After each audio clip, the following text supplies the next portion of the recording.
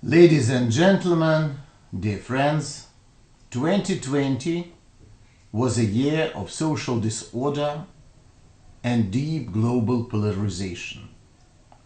Right now, our world is like a bus with two wheels hanging off an abyss. All 8 billion of us, including the major global players, are inside the cabin. And it depends on our collaboration and coordination whether we fall into the abyss or stand on all 4 wheels and move to our mutual future.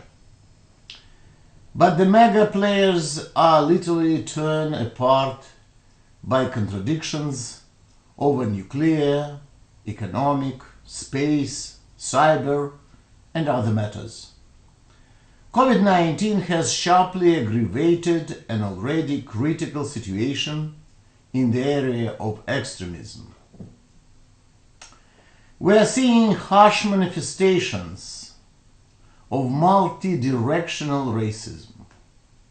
Therefore, combating this pandemic has become more than a global issue, it's an existential fight for our future. So in the past year, conspiracy theories have spread about Jews, the Jewish people or the State of Israel as being behind the pandemic or profiting from it. Lockdowns are being compared to ghettos and concentration camps. Vaccines are being described as dangerous medical experiments, and people who refuse these life-saving vaccines are claimed to be persecuted and are wearing yellow stars. The constant focus of the role of Jews behind global events shows that anti-Semitism, as the center of conspiracy theories, has not gone away. Because of the lockdowns and restrictions in place across the world, smaller number of physical anti-Semitic attacks took place in 2020 if we compare it with 2019. The total number of violent anti-Semitic attacks decreased by almost 18%, from 456 incidents to 371.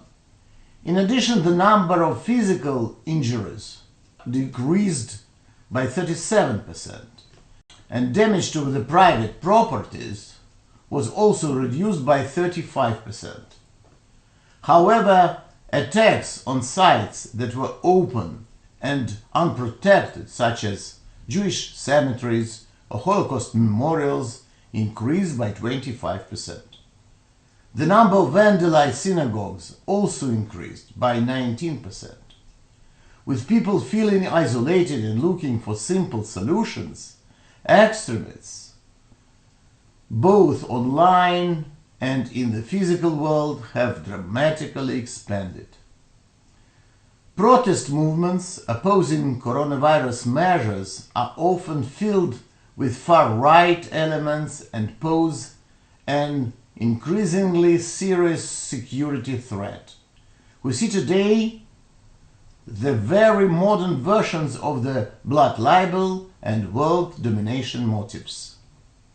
A parallel and deeply worrying phenomenon is the growth of extremists joining or already in the police and militaries around the world, where they can gain access to weapons and training. For example, in Germany, the elite KSK army unit had to be dissolved last year due to far-right infiltration.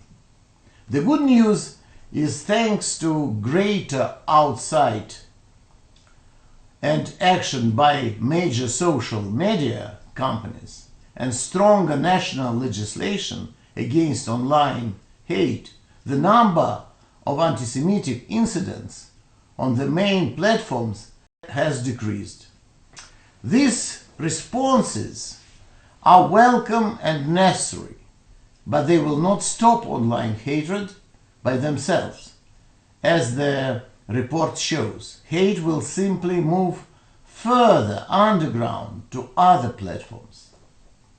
Europe's Jewish communities are deeply concerned about the consequences for the younger generation. Young people have been forced to stay indoors during the important part of their formative years, while being exposed at 24/7 to online anti-Semitism, manipulation, and disinformation. We must do more to engage with young people through the tools that they themselves use as primary sources of information on social media and in the digital world. Prevention is always so much more effective than cure. We must do this through young people's media of choice, through their role models and key influencers. And we must customize it according to specific forums and processes that dominate information flows in our modern society. I would like to conclude on a positive note. I am very pleased to announce that a project by the Security and Crisis Center of the European Jewish Congress to dramatically increase the security of places of worship across Europe has been selected for funding by the European Commission. This very project is being conducted in partnership with organizations from Muslim, Christian, and Buddhist communities in Europe. We can expect very positive effects from this initiative, not only for religious communities, but for the whole society, building bridges, sharing best practices, and strengthening the fight against anti-Semitism. Thank you very much.